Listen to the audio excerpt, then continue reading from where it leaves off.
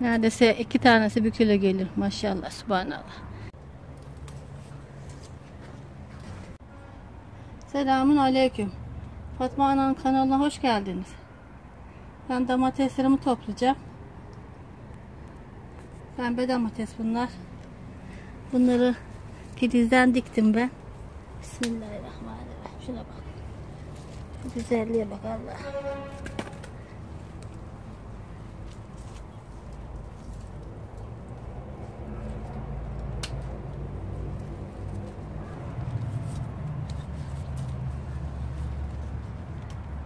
Artık domatesler azalıyor.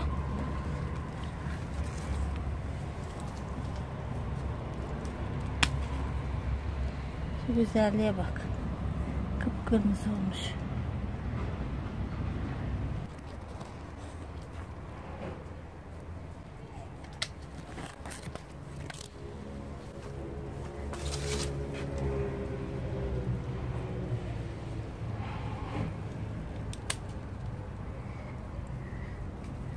Bunlar çok kızarmışlar. Vakti bile geçmiş.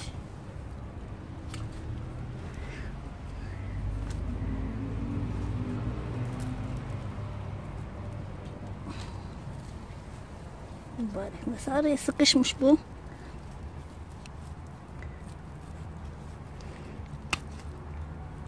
Araya sıkışmış ama ne güzel büyümüş.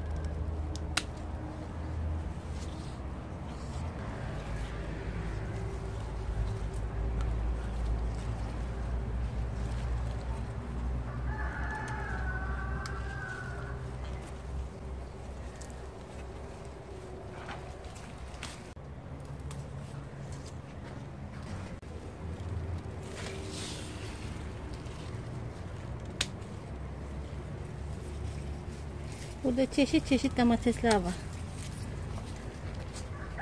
Bunlar söpe domates.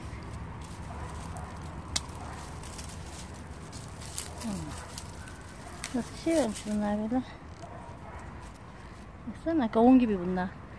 Yar yar diye. Domateslerimi toplayacağım.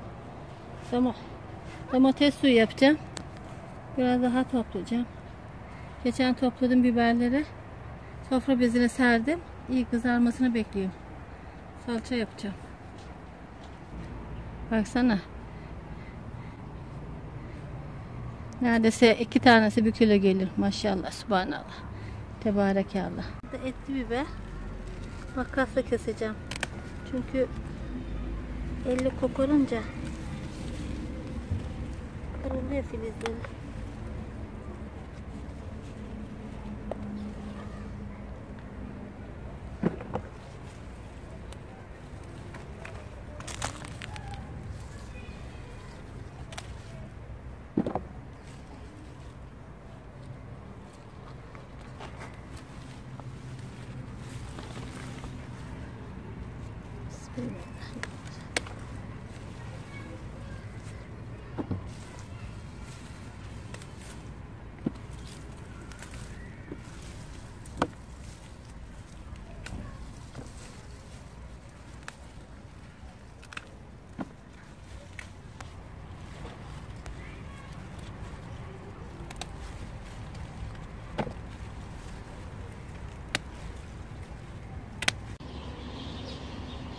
Toplamaya devam edeceğim ben. Bilyen topladım. Beni izlemeye devam edin. Abone olmayı unutmayın. Yorumlarınızı bırakmayı unutmayın. Allah'a emanet olun. Hoşça kalın. Allah'a ısmarladık.